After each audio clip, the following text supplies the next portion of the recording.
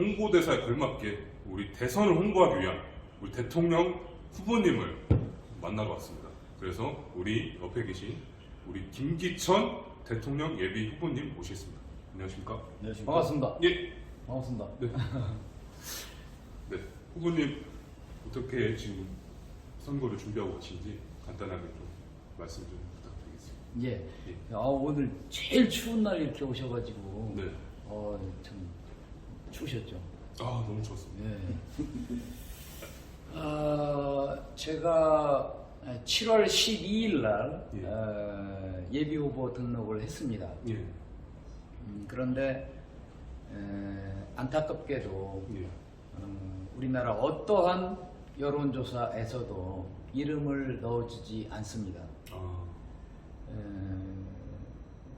그게 이제 굉장히 그래서 이럴 줄은 몰랐어요. 저는 사실 예비 후보 등록하고 그러면 네. 그다음에 이제 여론조사에 다 똑같이 네. 평등하게 네. 뭐 윤석열 쭉 누구 예비 네. 후보 등록한 사람들 네. 우리가 초등학교 때 그 반장 선거를 할 때도 네. 이 후보 등록을 딱 하면 선생님이 이 사람들이 나왔습니다.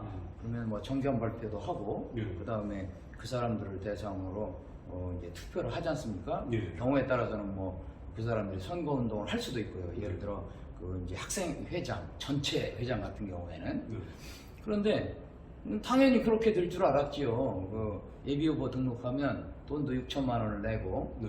예비 후보 등록을 하면 이제 그 여론조사에서 예비 후보 등록한 사람들 첫날 한 7명 정도 했을 거예요. 네. 그 사람들을 대상으로 이제 이런 사람들이 지금 대통령에 출마를 했습니다. 네. 그러니까 지지율이 당신은 누구를 지지하시겠습니까? 네. 이렇게 이제 계속 하면 그때 뭐 우리가 활동도 하고 네. 그러는 것에 대해서 국민들이 좀 보시고 이제 뭐 지지를 하시든지 말든지 이렇게 될 줄 알았어요. 그런데 한 3개월, 4개월이 지나도 한 번도 이름을 안 넣어주는 거예요. 그런데 희한한 것은 이재명 이런 사람은 예비 후보 등록을 하지도 않았어요. 그때까지. 네. 그런데도 계속 넣는 거예요. 윤석열도 마찬가지고. 그래서 이게 무지하게 우리나라 이게 선거가 불공정하구나. 그래가지고 제가 이제 방향을 좀 바꿨어요. 무슨 저를 소개하고 이러는 게 아니라 이러한 불공정함을 이거는 항의해야 되겠다. 그래가지고 제가 지금 삭발을 한 겁니다. 이게 예. 삭발을 해서 좀 많이 자랐는데 두 달 정도 기르신 것 같네요. 한 달 정도 됐습니다. 제가 봤습니다. 보셨어요? 네, 삭발하셨어요. 예. 사실은 여기만 깎지 않고요. 네. 보셨으면 아시겠지만 예. 다 깎았습니다. 네, 봤습니다. 예. 그래서 그쪽으로 지금 투쟁을 하고 있습니다. 저는. 엊그제 금요일까지도 YTN 그 상암동 네. 거기 가가지고 드럼 치면서 예. 또 제가 계속 투쟁을 하고 있습니다. 음. 매일 나갑니다. 상암동 앞에 광장에서 MBC 앞 광장 앞에서. 예. 그럼 1인 시위 하시고 1인 시위 하는 거죠. 그래서 뭐 완전히 저는 지금 이런 거 두르지도 않고 그냥 평화롭게. 당연히 네, 평화로운데 평화롭게. 예. 여론조사 문제, 이 불공정한 문제 이것이 바뀌지 않고서는 우리나라 정치판에 가려면 예. 출석이밖에 안 되는 거예요. 예. 그러니까 윤석열도 결국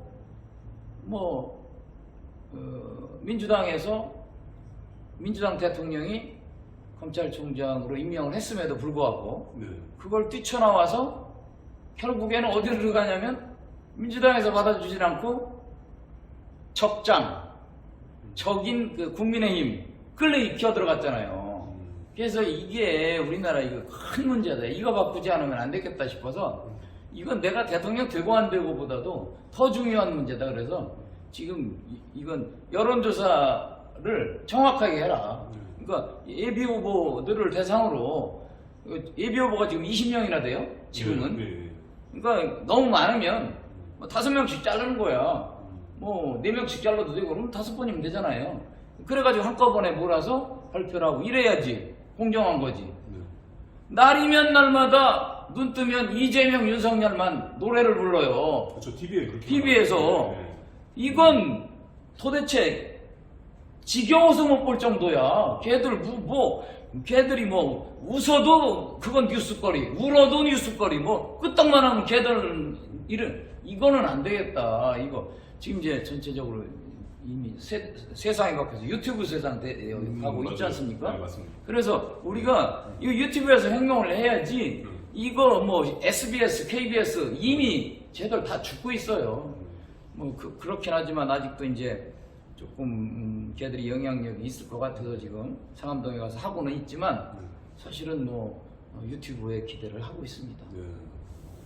그 이제 대통령 선거가 얼마 남지 않았는데요.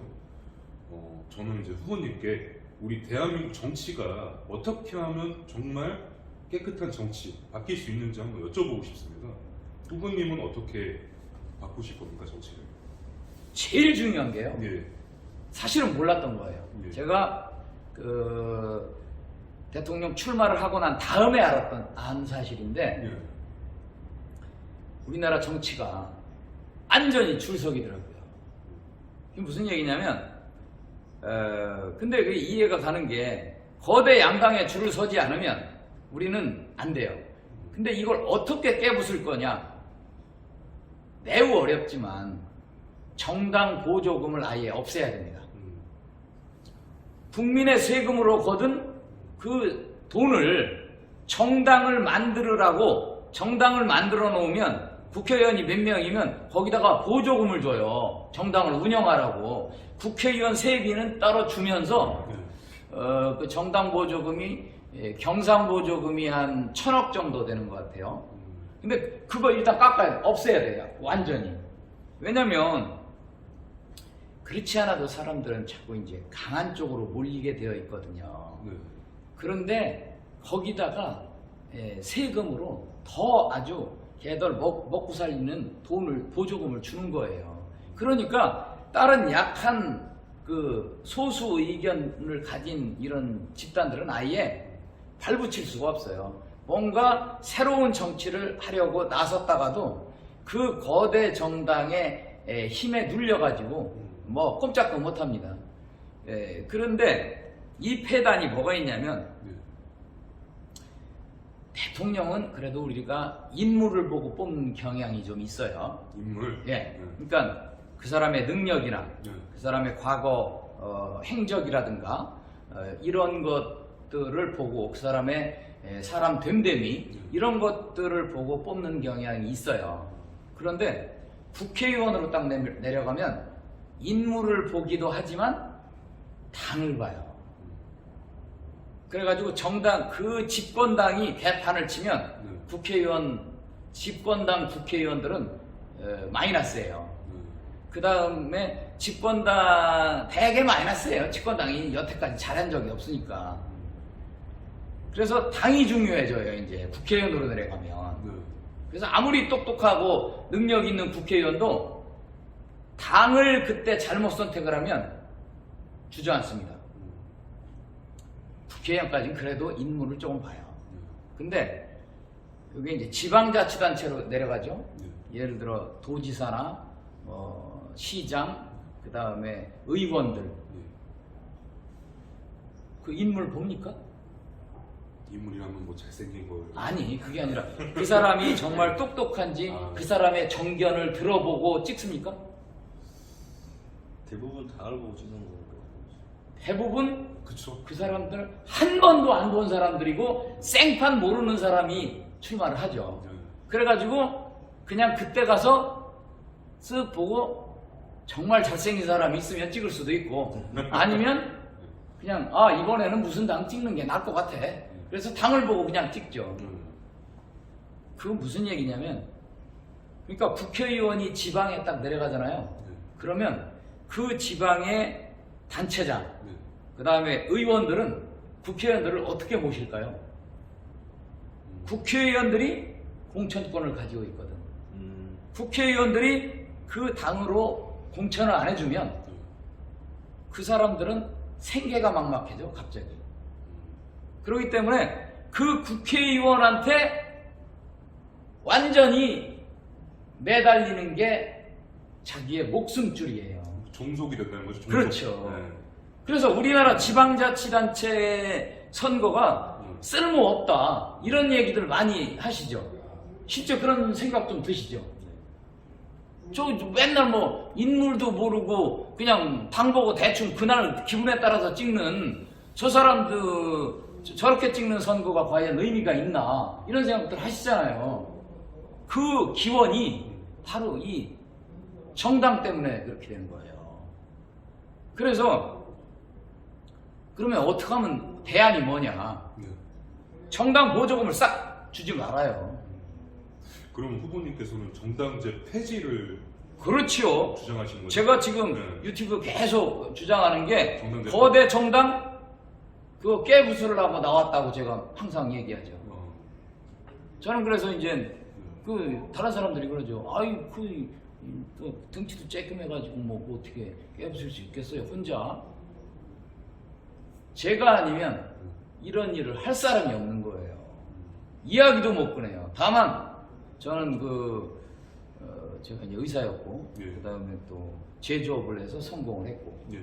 근데 그러다가 몸이 굉장히 막 다 죽게 됐었어요. 네, 그거 봤습니다. 예, 예, 그거를 제 능력으로 살려냈어요. 세균, 입안 세균. 예, 네, 구강 세균. 구강 네. 세균. 네, 다 봤습니다. 아, 전부 예습을 해오셨는데 네.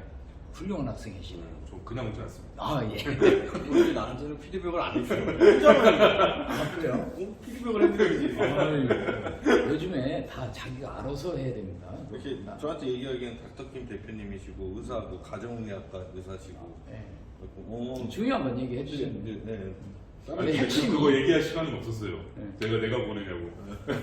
어쨌든 네. 그래가지고 이제 이 구강세균 얘기도 하려면 뭐 너무너무 또 엄청난 얘기가 많습니다. 근데 그래가지고 다른 대학병원 의사들이 다 못 살려서 이제 포기한 것을 제가 스스로 완치를 했어요. 그러다 보니까 제가 무서울 게 있겠습니까? 이미 한번 제가 자살 시도까지 했는데. 아, 정말요? 네, 제 책에 보면 네. 제 책 좀 잠깐 네. 이게 이제 제가 쓴 책인데 한번 이렇게 좀 보여드릴게요. 네, 네. 지하철에도 광고가 나갔을 겁니다. 네. 근데 이제 여기 제가 보시면 내용 네, 봤습니다. 네이버에도 이거 있습니다. 예. 네. 그 목차를 간단하게 보시면 얼마나 제가 막 절실했고 힘들었는지 보시면 여기 보시면 제목 중에 이런 제목이 있습니다. 네. 전치아 발치. 이게 무슨 얘기냐면 네. 그 전에 네. 세상의 모든 곰팡이 치료제를 쓰다. 제가 의사니까 네. 전 세계에 있는 곰팡이 약 다 써봤어요. 심지어 동물에다가 쓰는 약까지 써봤어요. 곰팡이 치료제를. 네. 네. 안 돼요. 네. 전치아 발치. 이빨이 하나도 없어요, 제가. 멀쩡한 이빨을 다 뺐어요. 그 다음에 제가 이제 주사를 이렇게 제가 꽂아요. 의사시니까. 네, 저는 원래 이거 옛날부터 귀신이었어요. 딴 의사들이 못 꼽는 거, 간호사들이 못 꼽는 거 제가 다 꼽았으니까. 당연히. 그런데도 이제 막 이게 마르고 막 제가 42kg까지 빠졌거든요. 그러니까 팔에 있는 모든 혈관이 터져요. 그 다음 제목이 똥을 먹다. 똥까지 먹었어요. 공원 사람들. 병원을 치료해요. 치료하기 위해서. 실제로 이제 지금 대변 이식 같은 것들이 몇 개의 질병의 특효약이에요. 그러니까 좀 어려운 얘기긴 한데 장염 중에 굉장히 심한 장염이 있어요. 다른 항생제로 잘 안 듣는 클로스트리디움 데프실이라고 하는 그 장염인데 그거는 다른 사람 똥을 갖다 집어넣어주면 치료가 돼버려요. 그래서 이제 저도 하여튼 똥을 먹다. 그 다음에 자살 시도. 치료가 안 돼서. 안 되니까. 안 돼서. 너무 힘드니까. 그래가지고 완치를 했어요. 그 내용이 다 여기에 들어있어요. 어찌됐거나 그래서 무서울 게 없어요. 저는 그쵸, 한번 내가 지금 사는 게 덤인데 이거 완전히 죽었다가 난 살아난 건데. 그렇죠. 예. 그러니까 내가 무서울 게 없으니까 좋다. 니들 거대 양당 나랑 한번 붙어보자. 내가 너희들 낱낱이 한번 깨 부숴주겠다. 너희들의 잘못된 점을 네. 완벽하게 내가 다 까발려 놓겠다. 그래가지고 한번 붙어볼 작정입니다 지금. 출사표로 그래서 예, 예. 그래서 사실 저는 이제 핵무기 만들려고 대통령 출마한 거예요. 핵무기. 예. 우리나라 이제 우리나라 지금 일본, 중국, 미국, 러시아 제일 강한 나라들만 있잖아요. 네. 그 사이에 우리나라가 있으니까 우리나라가 핵무기가 없으면 얼마나 지금 그러니까 김정은이가 얘 보고 삶은 소대가리니 뭐 어쩌고 저쩌고 하잖아요. 무시당하잖아요. 그래서 핵무기를 만들려고 나왔는데 막상 나와 보니까 우리나라 정치판이 개판인 거야. 거대 양당 걔들이 완전히 이 기득권으로 딱 자리 잡고 다른 놈들은 아예 들어오지 못하게 장벽을 딱 만들어 놔요. 들어오려면 돈 내고 자기네들한테 기부해서 공천받고 줄을 서야 돼. 이거 해고. 그렇지 않으면 우리나라 정치판에 들어갈 수가 없어요. 그러니 우리나라에서 똑똑한 놈이 골볐다고 정치판에 들어가려고 그랬어요? 차라리 사업하고 말지. 그러니까 정치판에는 쓰레기들만 모여있는 거예요. 그러니까 윤석열 같은 배신자가 대통령 후보가 되고 이재명이 같은 그 범죄자가 제1당의 대통령 후보가 되는 거예요. 뭐 그 이외에도 그나마 좀 괜찮은 애들은 거기서 빛을 못 봐요. 이것도 안 하고 돈도 안 들이밀고 이래가지고서 우리나라 정치가 잘 되겠어요? 그러니까 맨날 정권이 바뀌어. 실망하고 또 바꾸면 그리고 대통령은 또 감옥에가 심지어 그래 놓고 남은 국회의원들은 문패를 딱 바꿔요. 당 이름을 바꿔요. 우리는 그 당이 아닙니다. 새로 태어났습니다. 항상 똑같은 레파토리예요. 수십 년 동안. 네, 항상 똑같아. 네. 네. 나는 이번에 투표율 잘못하면 굉장히 낮아질 것 같아요.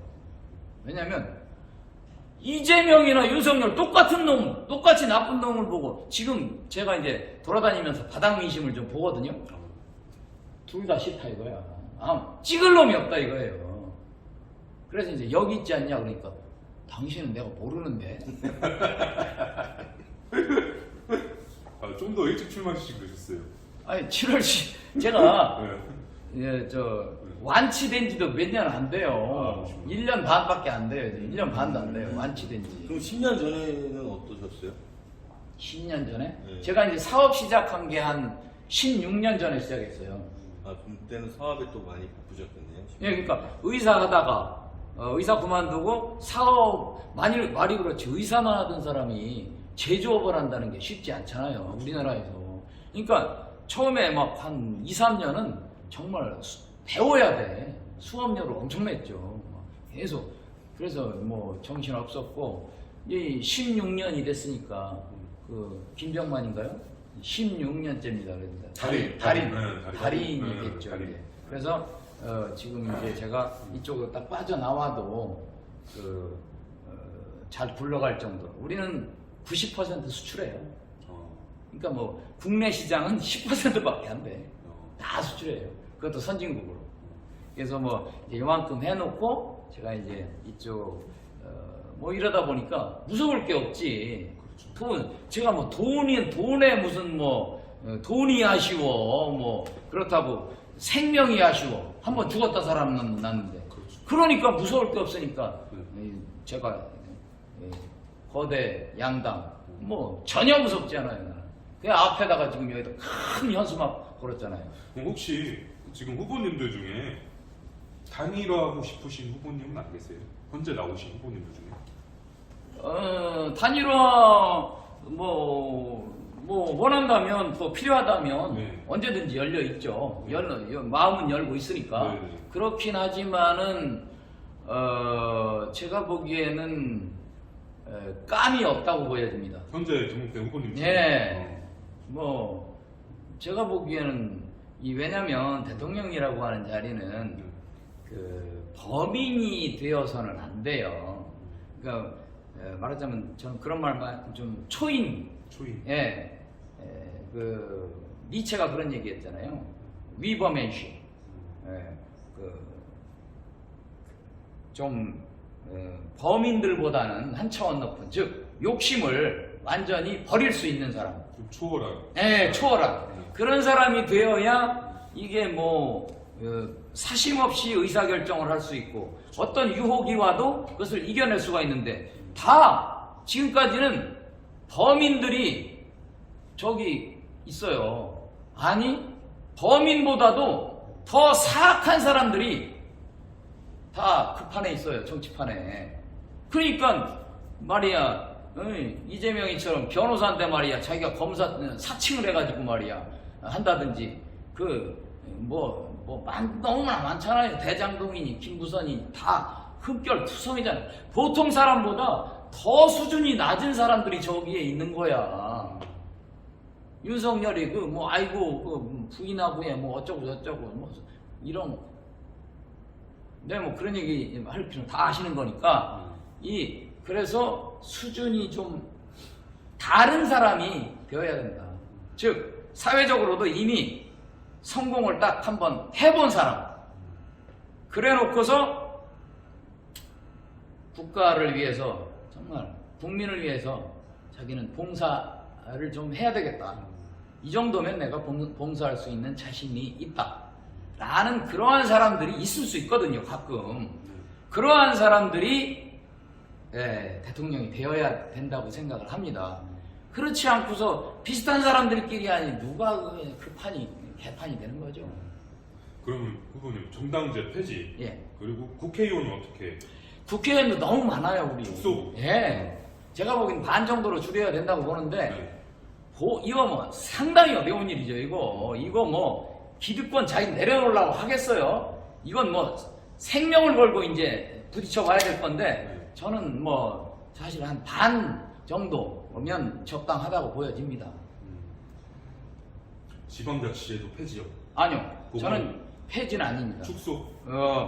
정당이 아까 말해 거대 정당이 아니고 이제 정당 보조금이 없어지잖아요. 그러면 정말 뜻이 맞는 사람들끼리 우리가 이제 이렇게 조그만 소그룹들이 국회의원들이 이제 150명이 됐잖아요. 그러면 한 20명도 모이고 10명도 모이고 그래가지고 당이 많아지는 거야. 어떤 사람은 나처럼 나는 혼자도 다 당해낼 수 있어 하고서 무소속으로 딱 남는 사람도 있을 것이고, 이렇게 이제 다양한 집단이 그 국회 내에서 있을 거 아니에요. 그러면은 이 지방자치단체도 그렇게 어떤 당을 딱 자기가 어떤 당에 소속된다고 해서 당선이 보장되질 않아요. 그렇기 때문에 그때는 이제 인물 중심으로 될 거예요. 물론 지금 약간 좀 지방자치단체의 그 숫자 이런 것들을 좀 줄이고 통폐합해야 될 부분은 있기는 하지만, 그거를 몽땅 다 싹 없애서 중앙에서 다 임명제로 한다? 이거는 자칫하다가 중앙의 권력이 너무 세져가지고 이건 또 비리가 또 생겨납니다. 그래서 그거는 좀 신중해야 될 것 같고, 지방자치단체를 폐지는 그건 쉽게 말할 수 있는 것이 아니라고 봅니다. 그러면 이제 저희 거대 정당을 깨부수는 게 제일 중요합니다. 그게 제일 중요하고. 그럼 우리 국민들을 위해서 일단 말씀하신 것처럼 지금 계속 반복이거든요. 정권을 여기서 잡으면 정권 교체 외쳐대고 촛불 들고 또 정권 교체 시켰어. 그럼 또 정권 교체 외쳐대고. 저놈을 무조건 어떻게 해서든지 끌어내려야 돼. 그리고 자기네가 해야 돼. 뭐 촛불이니 태극기니 해갖고 막 서로 막 이게 계속 반복되고 있는데, 이제 후보님께서는 이 정권 교체가 아니라 정책 교체. 아니요. 그것도 아닙니까? 정치판 가립니다. 후보님은 정치판 정치판을 완벽하게 바꿔야 됩니다. 아까 말씀드린 대로 거대 정당의 그 옛날 김영삼이 밑에, 옛날에 김영삼 저 밑에 국회의원들이요, 이제 나이가 많아요. 김영삼이보다. 그래도 김영삼이한테 세배를 했어요. 그래야만 자기가 사니까. 지금도 근데 그 상황이 비슷해. 그 국힘, 국짐인지 국힘인지 잘 모르겠지만 더듬은지 더불은지 네. 거기 네. 양 그거 2개 아니면 우리나라에서 정치 해먹을 수가 없어요. 이걸 깨부수지 않으면 우리나라 정치의 미래가 없고, 우리나라 정치의 미래가 없으면 지금껏 기업인들이 돈 벌어 수출해서 돈 벌어온 거 이 경제도 반드시 꺾입니다. 왜냐하면 아르헨티나 옛날에 엄청 부자였어요. 지금 망가졌잖아요. 버마 옛날에 우리나라보다 잘 살던 나라예요. 우리나라 6.25 때 그때 비교하면 버마, 필리핀 이런 나라들이 우리나라보다 더 잘 살던 나라예요. 지금 미얀마 완전히 다 저렇게 됐잖아요. 그게 정치가 중요한데 이제 시차가 있어요, 그게. 예, 그렇기 때문에 물론 우리나라는 이제 시스템적으로 있어서 뭐 그렇게 꼬꾸라지지 않겠지만 사실은 모르는 거예요. 그렇죠. 예, 그래서 더군다나 이제 북한의 위협도 있고 그래서 우리나라는 좀 위태위태한 부분이 있거든요. 그래서 정치가 반드시 이 제자리를 찾아가야 되고 깨끗해야 되고 좋은 사람들이 정치판에 들어와야 됩니다.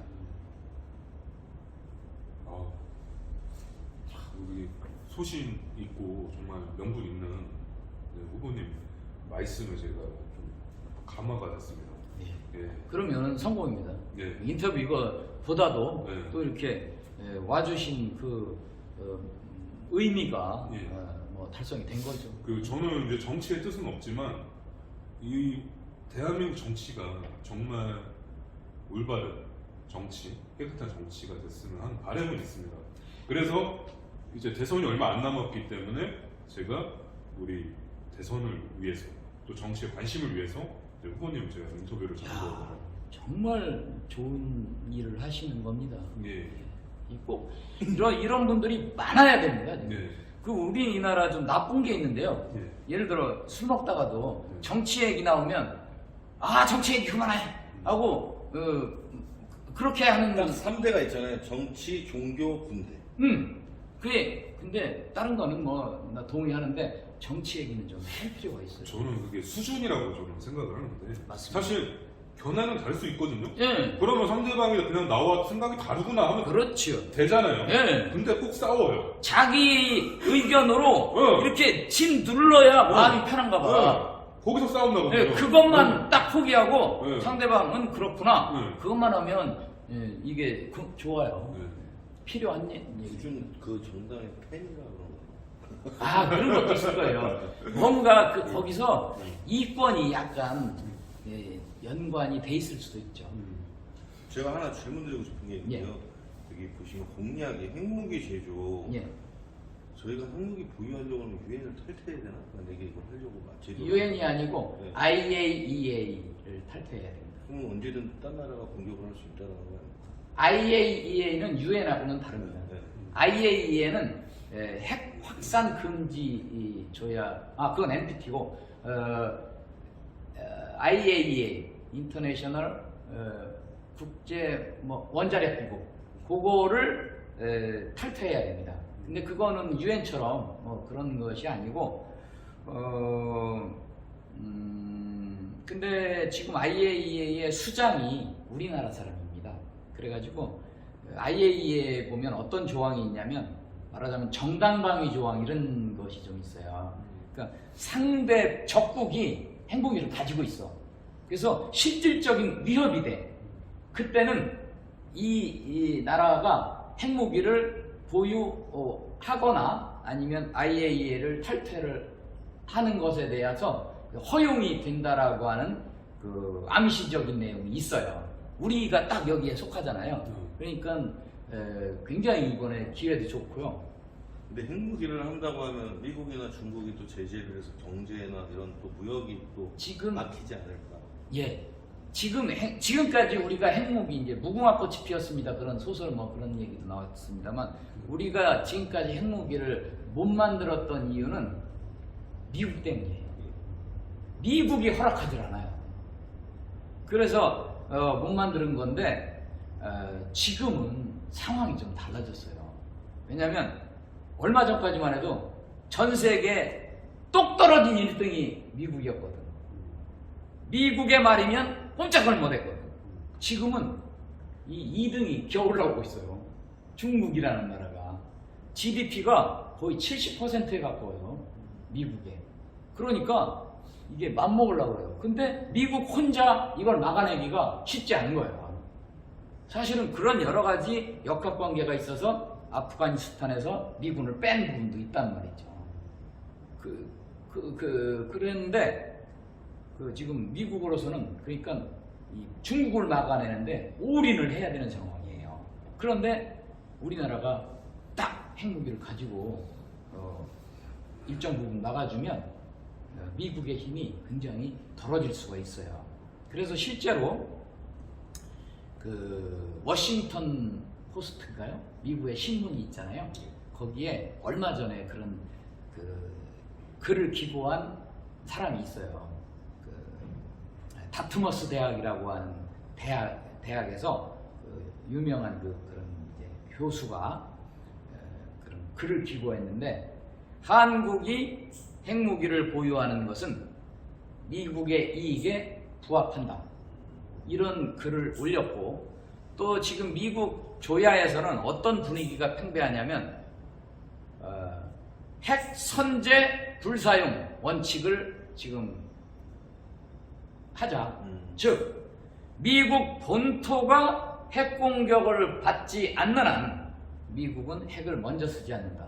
즉 동맹국, 그 얘기 거꾸로 하면 동맹국이 핵 공격을 받아도 미국은 상황에 따라서는 핵을 쓰지 않을 수도 있다는 거예요. 이거 무슨 얘기야? 핵우산 찢어진 거예요. 그러면 동맹국들 핵이 없으면 그냥 개차만 나는 거 아닙니까? 끝나는 거지 그냥. 그러니까 이제는 반드시 이거가 돼. 그래서 내가 나온 거예요. 나는 내가 이제 우리 제품 저거 우리 어디 갔어? 여기 있습니다. 이거 제품 설계 내가 다 한 거예요. 이것뿐만이 아니고 여기에 이제 뭐 이렇게 카메라도 달고 여기에 이제 확대경도 몇 회짜리 이거 미세 수술하려면 달고 이런 거 몸빵 이렇게 다. 이거 수술할 때 쓰는 겁니까? 네. 수술용 렌즈. 네. 한번 써보시죠. 너무 잘 보이시죠? 진짜. 편안하시죠? 그래가지고 이거 설계하느라고 내가 이제 설계가 워낙 적성에 맞는 거야. 그게 막 시간 가는 줄 몰라요. 그리고 설계가 시간이 굉장히 많이 가요, 이게. 그래서 막 하나 설계하려면 한 달씩 이렇게 설계하고 그러거든요. 그래서 굉장히 바쁜데 또 재미있기도 하고, 또 사업이 돈 잘 벌리고 내가 재미있는 일 하는데 그 일을 하는 게 낫지 않겠어요.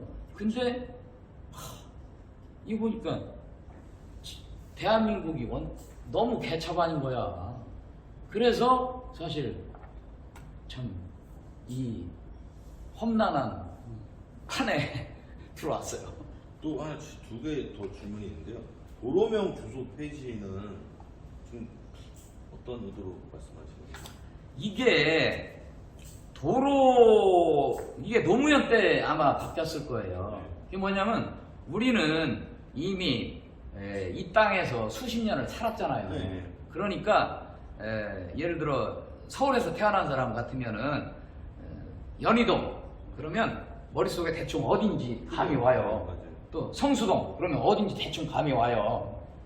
뭐 오류동 그러면 대충 감이 와요. 근데 지금 주소는 고청로 49번지. 몰라요. 그럼 감이 안 와요. 감이 전혀 안 오잖아. 동인가? 이거 고청로가 어디 있는 거야? 검색해봐요. 검색을 해봐야 돼요. 검색해봐요. 검색을 해. 뭐 벌써 오리동 하면 딱 나와야 됐지. 수십 년을 거기서 살았는데 이게 누구를 위한 제도냐? 외국인들이 맨 처음에 우리 와가지고 뭐 길을 쫓아다니면서 찾을 때 불편하다 이거야. 또 뭐 차 타고 다녀서 뭐 찾을 때 약간 불편하다. 그것 때문에 이거 바꾼 것 같은데, 이건 뭐냐면 우리의 머리를 1차원적으로 지금 만드는 거예요. 1차원이 뭐예요? 실 같은 거예요. 거기에 개미가 여기 개미는 여기만 왔다 갔다 하면서 요것만 하는 거야. 우리의 머리를 아주 그냥 1차원으로 지금 낮춰가는 거야. 도로명 주소는.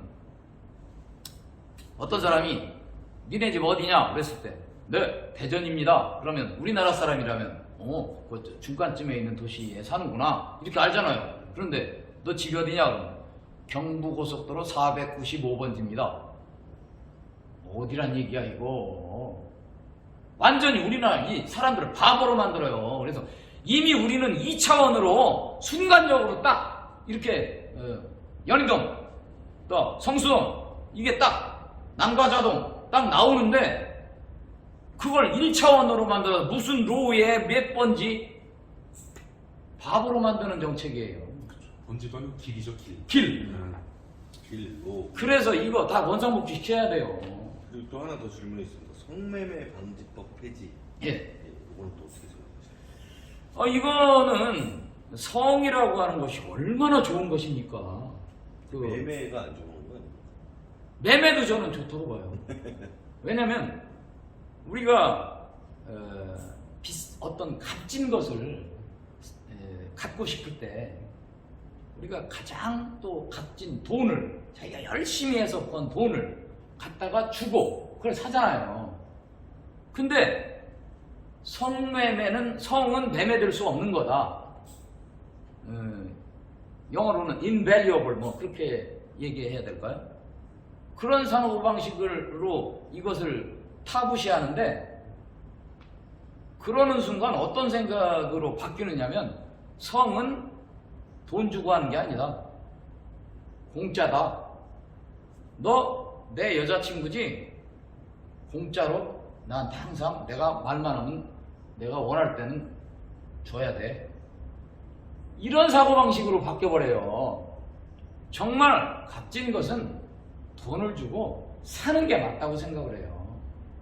나는 그래서 성매매도 이건 당연히 이건 국가가 막을 일이 아니라고 생각을 합니다. 오히려 관리를 잘 해서 건강관리 내지는 또 미성년자 이런 사람들에 대한 뭐를 하면 그건 아주 크게 엄벌을 내린다든가 또 강요에 의해서 돈도 안 주고 강요에 의해서 막 하려고 하는 거 이런 것들은 크게 처벌한다든가 이런 걸 강화를 해야지. 부부간에도 마찬가지예요.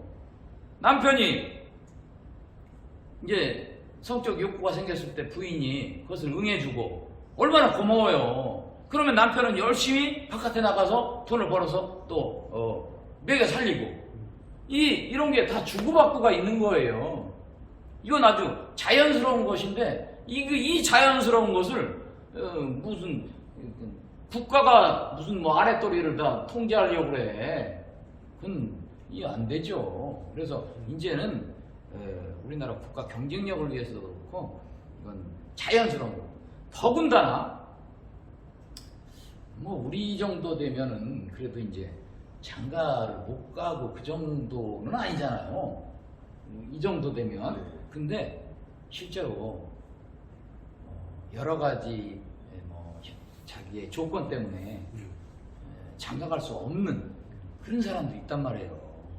여자가 도무지 거들떠볼 수 없는 그런 몰골을 가졌다거나 또 장애를 가졌다거나 있을 수 있잖아요. 이런 사람은 평생 여자를 한 번도 만나면 안 돼요? 그건 아니죠. 그건 너무 형벌이지요. 그건 아니죠. 네. 그래서 그런 사람이라 하더라도 호의호의 모아놨던 돈을 좀 모았다가 주고 나 당신 필요해요 라고 하면 그분은 또 얼마나 그 마음이 갸륵해요. 그러면 기꺼이 자기의 몸을 갖다가 주고 이게 나는 맞다고 봐요. 왜 그걸 국가가 다 막아요? 그건 아주 정말 나쁜 정책이에요. 일설에 의하면 뭐 그 정확한지는 모르겠지만 그 이명박 때 한 거잖아요. 이명박 뭐 아마 그 매매 제일 많이 했다는 얘기까지도 제가 들은 적도 있는데 그건 뭐 여기서 할 얘기는 아니지만 어쨌든 그렇게 이중적인 생각을 가지고 있으면 안 된다는 생각입니다. 또 질문 하나 드리겠습니다. 네. 우리 대한민국의 이제 연기자, 영화 배우 이쪽 엔터테인먼트 쪽에서 이제 그 직업군에 대한 좀 불안정성 항상 이제 기사로 가시화가 되고 있는데 그런 분들에게 어떻게 좀 성공할 수 있는 길이라고 해야 될까? 이런 좀 가이드를 제공을 해주실 수 있는지 우리 대한민국 영화계나 연기자협회나 드라마 실제로 그 일반적인 이제 우리가 예술을 한다거나 운동을 한다거나 이런 것을 하는 것에 대해서 부모들이 굉장히 말리잖아요. 그 이유가 그 불안정성 때문에 그렇거든요. 불안정성. 지금 의대 가려고 그냥 맨 꼭대기 있는 놈들이 다 가는 이유가 그게 안정적이기 때문에 그렇거든요. 뭐 청년 실업 다 마찬가지예요. 딱 한 가지로 모든 게 해결이 돼요. 기본소득이면 해결이 돼요. 기본소득. 예. 그러니까 우리나라의 국적을 갖고 우리나라 부모님 밑에서 나와서 거기서 태어나서 부모님의 자녀로 태어나서 이 땅에서 자라고 있는 우리 국민이라면 기본적으로 국가가 어느 정도의 소득은 깔아줘야 된다고 생각을 해요. 근데 지금은 이제 세수가 여유가 없다 보니까 그리고 복지 예산이 전부 다 이거저거 다 찢어져 가지고 실제로 여유가 없어서 많은 여유가 없지만 하루빨리 이건 해야 돼요. 기본소득은. 그래서 이재명이 별로 안 좋아하지만 이재명이가 기본소득을 얘기하는 그 부분에 대해서는 공감을 합니다. 금액이 얼마 안 되지 않습니까? 예, 금액이 지금으로서는 여력이 없어서 얼마 안 돼요. 저도 아마 시작은 월 10만 원 정도로 시작을 할 것 같아요. 근데 10만 원도 정말 어려운 사람한테는 그게 귀중한 돈이 될 수가 있습니다. 그건 그렇습니다. 예, 우리가 뭐 다 몇백만 원씩 받으니까 10만 원 가지고 정말 내일 그러고 이제 이거 늘려나가야 됩니다. 그래서 해가 계속 늘려나가서 어느 정도까지 늘려나가야 됩니다. 이걸 그러면 일 안 해도 주는 그건 공산주의 아니냐? 천만의 말씀. 그렇지 않습니다. 우리가 돈을 번 것은 자기가 저도 좀 번 편에 속하지만 내가 잘라서 번 부분이 있긴 있어요. 분명히. 그러나 우리나라가 있었기 때문에 우리나라에 아스팔트가 다 깔려져 있기 때문에 우리나라의 땅, 우리나라의 물이 다 있기 때문에 그 물을 먹고 우리나라의 공기가 있기 때문에 이러한 우리나라의 기본적인 자산이라는 게 있어요. 이 자산은 우리 이 국민이라면 공평하게 나눠 가질 권리가 있는 거예요. 그러니까 그걸 기본소득으로 깔아줘야 돼요. 아무리 지가 돈을 많이 벌었어도. 그러면 향후 이제 대통령이 되신다면 기본소득은 얼마까지 늘리실 생각입니까? 뭐 임기 내에 한 50만 원까지 늘렸으면 좋긴 좋겠어요. 월 50만 원. 네. 근데 매우 어려울 것 같아요. 그래서 처음에 시작은 뭐 10만 원, 20만 원, 30만 원 이렇게 되겠지만 그 목표에 한 30만 원까지라도 뭐 굉장히 성공인데 목표는 한 정말 50만 원 정도까지 되면 우리가 그런 다음에는 아까 이제 연예인 얘기하다가 얘기가 나왔잖아요. 그러니까 예술인은 배고프다 이런 편견이 있잖아요. 네. 그거를 이제 실제 배고프죠. 네. 100명 중에 99명은 배고프고 네. 한 명만 배부르잖아요. 그리고 직업도 되게 불안정하고. 네. 그런데 네. 예를 들어 한 30만 원 정도가 국가에서 계속 나와. 그러면 자기가 나머지 한 예를 들어 50만 원 정도만 딱 벌어. 그래도 그게 한 80만 원 정도 되잖아요. 그러면 이제 의료 보장은 되니까 80만 적어도 입에 풀칠은 할 수가 있다는 거지. 50만 원만 더 추가로 벌어도. 그런데 지금은 그게 기본이 없으니까, 아예 없으니까 정말 이게 직장에서 딱 떨어지면 이건 완전히 이건 뭐 오도가도 없이 이건 완전. 그쵸. 기초생활수급자 그 제도밖에 없잖아요. 예. 근데 그게 그렇게 쉽느냐는 거지. 그거 하려면 또 뭐 이거 증명서 내고 어쩌고 해야 되는데. 뭐 가족 간에 또 뭐. 그리고 또 기본소득이 좋은 게 뭐냐면 네. 그냥 전 국민한테 깔아주니까 그렇죠. 이런 형평성의 문제가 없어져요. 네. 너는 돈 어디서 버는 게 있니 없니 그거 증명을 이거 행정 낭비가 필요 없어요. 그러니까 간단해져 버려요. 기본소득. 예. 그리고 손은 이렇게 반창고 많이 붙이셨네요. 제가 지금 상암동에 가서 매일 드럼을 쳐요. 네. 걔 막 드럼을 많이 치면 이게 갈라져요. 그래서 지금 이거 오늘 오전에도 지금 아래층에 드럼 있거든요. 그 드럼 연습했어요. 왜냐면 그렇게 해서라도 관심을 좀 저희 채널이 앞으로 급상승할 채널이거든요. 예. 후보님. 네. 금방 관심을 갖게 정말 고맙습니다. 네, 해드리겠습니다. 네. 그리고 그다음 또 질문 좀 드려도 돼요? 예. 저 질문 좋아합니다. 1인 가구가 늘어나고 있습니다. 현재 예. 핵가족에서 예. 이제 1인 가구가 늘어나고 있는데 예. 1인 가구가 늘어나기 때문에 현재 지금 이 계절에 고독사 예. 문제가 지금 사회적인 문제입니다. 예. 이 고독사 문제 어떻게 해결할 수 있을까요? 저는 네. 존엄사가 예. 좀 일상화됐으면 좋겠어요. 존엄사. 예. 어. 제가 4년 전에 죽을 뻔했다고 네. 했지 않습니까? 음.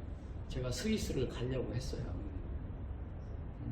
근데 스위스를 갈 힘이 없더라고. 그래서 자살 방법을 인터넷으로 쫙 찾아봤어요. 그 중에서 가장 그래서 제가 그 목숨해 보려고 그 전깃줄 그걸로 이렇게 매놨어요. 그래서 여차하면 저기 올라가서 걸리자. 또 옥상에서 떨어져 보자. 근데 옥상에서 떨어지는 거는 너무 무서울 것 같아. 그래, 목을 매는 거는 너무 고통스러울 것 같고. 그래서 인터넷을 뒤져서 제가 이제 기체 자살이라는 게 있더라고요. 그래서 이제 기체 자살을 시도를 했죠. 근데 이제 그때 실패를 했죠. 기체 자살. 예, 질소를 이용해서. 예, 뭔지 알아요. 근데 어쨌든 그럼 자세하게 제가 그때 그래서 스위스 가려고 했어요. 스위스 가서 그 펜토바비탈이라고 하는 약이 있거든요. 그거 먹으면 조용히 그냥 자는 듯이 갈 수 있어요. 그 스위스는 그 제도가 돼 있잖아요. 디그니티라고 그래가지고 뭐 병원이 아니어도 뭐 되잖아요. 그래서 우리나라도 그런 제도가 있어야 된다고 생각을 해요. 즉 산다는 것은 저는 버티는 것이라고 생각을 합니다. 산다는 건 버틴다. 네. 정말 힘들 때 버티다가 정말 못 버티겠다. 이건 내가 정말 못 버티겠다. 그러면 저는 자살도 할 수 있다는 생각이에요. 근데 그때 만약에 그런 제도가 있어서 만약에 약을 드셨더라면 이렇게 회복을 못 하실 수도 있잖아요. 그렇죠. 네. 그래도 저는 여한이 없죠. 제가 선택했는데. 그래서 뭐 저는 뭐 지금도 얘기하잖아요.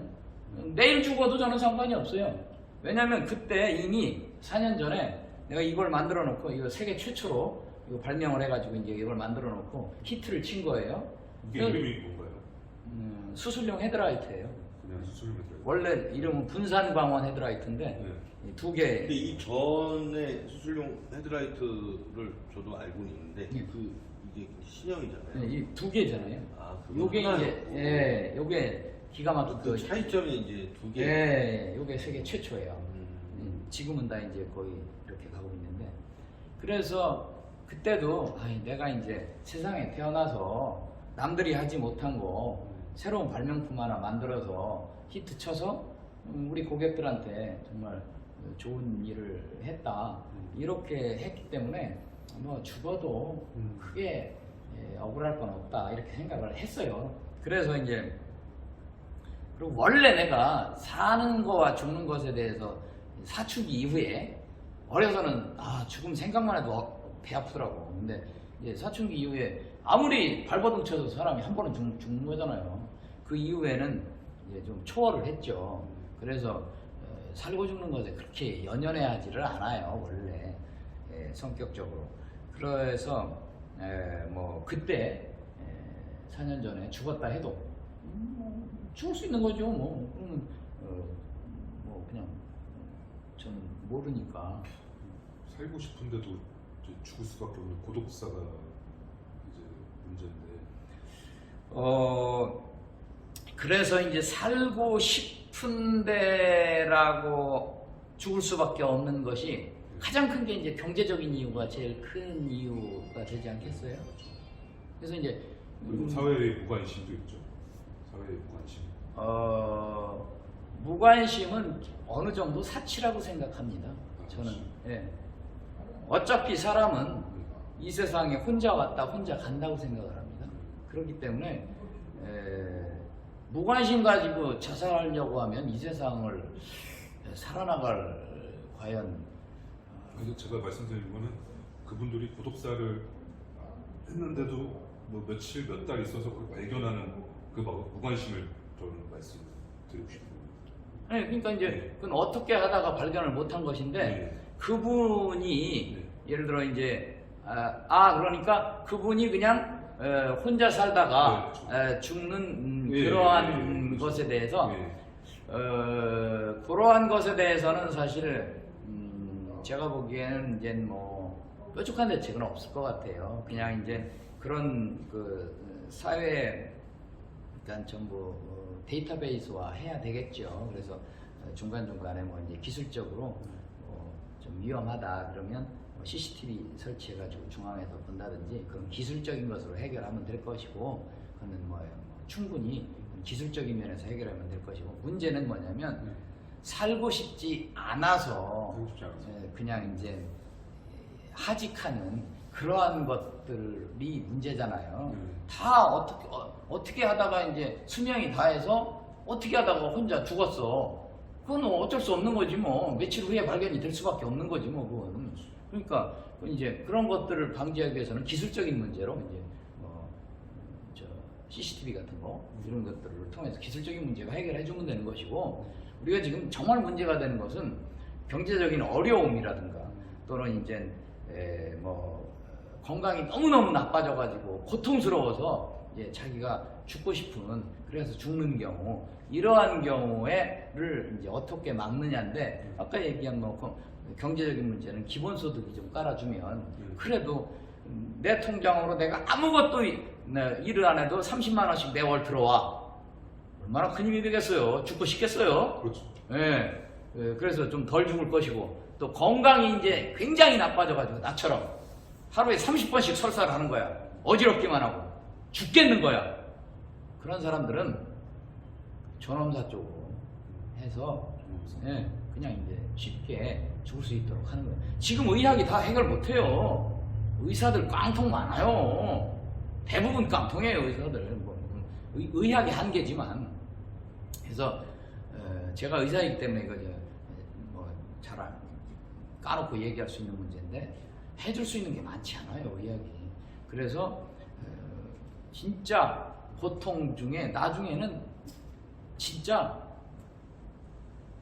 여기 계속 쑤셔야 되고 꽂고 내가 이거 콧줄 한번 넣어봤거든요. 진짜 하루를 못 버티겠더라고. 그 콧줄을 끼고 사는 사람들 있잖아요. 뭐 호만 그래요. 밑에 구멍이랑 구멍을 다 쑤셔야 돼요. 그 고통을 견디면서 오래 사는 게 그게 과연 좋은 일일까요? 마지막에 다 우리가 그렇게 되는 건데 그때는 존엄하게 가는 게 낫죠. 지금 건강하시니까 그게 상상이 안 가지 그 상황까지 가본 사람이라면 내가 그때 하루가 그렇게 길지 않아요. 너무너무 길어. 하루를 보내는 게 하루하루가 눈 딱 뜨면 야, 오늘 하루를 어떻게 보내나 병원에서 그럴 것 같아요. 네. 할 수 있는 게 아무것도 없어요. 텔레비도 보기 싫어요. 어지럽기만 해요. 맨날 피만 빼가요. 정신력으로 버티셨나요? 보통 정신력이 아니죠. 그러면 그래가지고 그러니까 못 버텼지. 그러니까 자살을 시도했지. 했는데 실패한 거지. 그리고 근데 어떻게 구하셨습니까? 건강을? 그런데 그리고 이제 정말 자살도 실패했으니까 이제 어떻게 해. 방법이 없는데 우리 형수가 먹던 뭐 아주 거기도 막 응급실 들락날락 하는데 어떤 약이 있대요. 말도 안 되는 약이야. 내가 다 아는 약이야. 진통제하고 하나는 신경안정제야. 내가 다 옛날에 비슷한 약들 먹어봤어요. 근데 너 그 약이라도 한번 먹어보는 게 낫지 않겠니? 형이 그러는 거야. 그래가지고 지푸라기라도 잡아야지. 이제 죽지도 못하는데 그 형수가 막 죽을 것처럼 떼굴떼굴 뒹굴다가 그 응급실 가면 그 약 먹고 나서 좀 나아지고 그랬대요. 근데 내가 약을 다 아니까 아무래도 나랑은 안 맞는 약이야. 줘보세요. 그래 한번 먹어봤어요. 근데 아주 정말 눈꽃만큼 편안해져요. 그 약을 먹으니까. 네. 그래서 정말 죽겠는 그 상황이 좀 벗어나지더라고요. 그래가지고 이제 다시 구구를 뒤지기 시작했어요. 구구를 막 뒤지고 그래서 이제 다시 또 여기 있는 배양 구강에 있는 이걸 보냈어요. 우리나라 이제 이원하고 시젠이라고 하는 회사가 있어요. 시젠 유명했죠. 그 회사에다 배양을 딱 보냈어요. 배양을 보냈는데 그 두 개 회사 중에 이원에서는 내가 그 전에도 몇 번 했어요. 검사 다. 근데 검사가 안 나오는 거야. 나는 구강에 있는 곰팡이가 원인이라는 게 거의 확실한데 검사에서 배양이 안 되니까. 근데 시젠에서 배양이 딱 됐어요. 칸디다 파마타. 이제 좁혀진 거예요. 칸디다 중에서도 파마타. 칸디다가 곰팡이거든요. 네. 구구를 찾아오는 거예요. 가장 좋은 약이 뭔가. 그래가지고 그걸 구해서 부산에 있는 내 동료 병원에 입원을 해서 내가 오다 다 내서 이거 이렇게 해서 검사 다 내가 오다 내서 그 영상이 내 유튜브 영상에 있어요. 왜냐? 유튜브 영상이 있구나. 그 마지막 이건 이제 마지막 수많은 치료를 했는데 이제는 배양이 됐잖아요. 원이 균을 알았잖아. 그러고 내가 그 최적폐의 약을 찾았잖아요. 근데 굉장히 독한 약이에요. 그 약을 쓰러 이제 딱 내려가면서 왠지 완치될 것 같은 거야. 느낌상. 그래가지고 이것은 내가 유튜브로 남겨야 되겠다. 기록으로 남겨야 되겠다. 그래서 유튜브에 하루하루 그 병상 일기를 내가 유튜브에 올렸어요. 이건 내가 죽더라도, 왜냐면 이 약이 안 들으면 이제 곰팡이도 워낙 내성이 심해요. 그래서 안 들을 수도 있어요. 이 약이 안 들으면 난 죽는 거잖아요.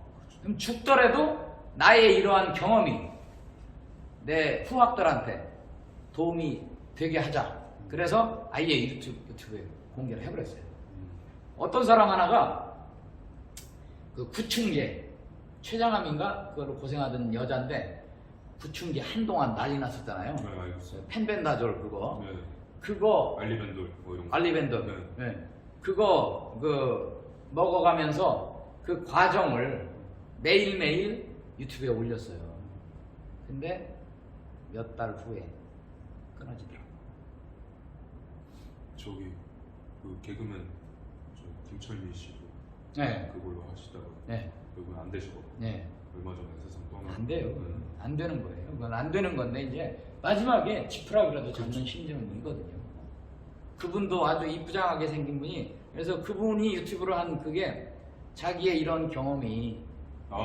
최장은 혹시 그 유명한 유튜버 그분 아니세요? 이 여자분? 네. 돌아가셨지. 네. 아, 저 알아요. 네. 좀 봤어요. 네. 네, 그분도 되게 열심히. 열심히 네. 그 힘든 얼마나 힘들겠어요. 초장. 이거 찍는 것도 힘들 거예요. 네. 그럼에도 불구하고 찍은 분도 계신데 나도 누군지 알아요. 네. 네. 누군지 알아요. 근데 어쨌든 완치가 됐으니까 그 모티브로 또 이제 많은 비슷한 환자들이 또 치료를 금방 할 수 있겠네요. 지금 네. 이 치료법을 전 세계적으로 시행한 사람이 나밖에 없어요. 의사들한테 얘기하면 안 믿어요. 그렇죠. 같은 의사인데도요? 같은 의사인데도 안 믿어요. 나보고 정신과 가보라 이거야. 그래서 내가 일산대병원에 실제로 네. 정신과를 갔어요. 정신. 왜냐? 네. 아니 입원해 있으니까 네. 정신과 가보라는데 어떻게 주치의가 가보라는데 내가 약 탈려면 나 말 잘 들어야지. 근데 내가 대통령이 되면 우리나라 전 국민의 평균 수명이 한 10년 정도 늘어날 겁니다. 아, 왜냐? 그 의료 쪽으로. 네. 이 구강세균의 문제는 네. 나만의 문제가 아니에요. 그렇죠. 다. 모두의 문제예요. 네, 맞습니다.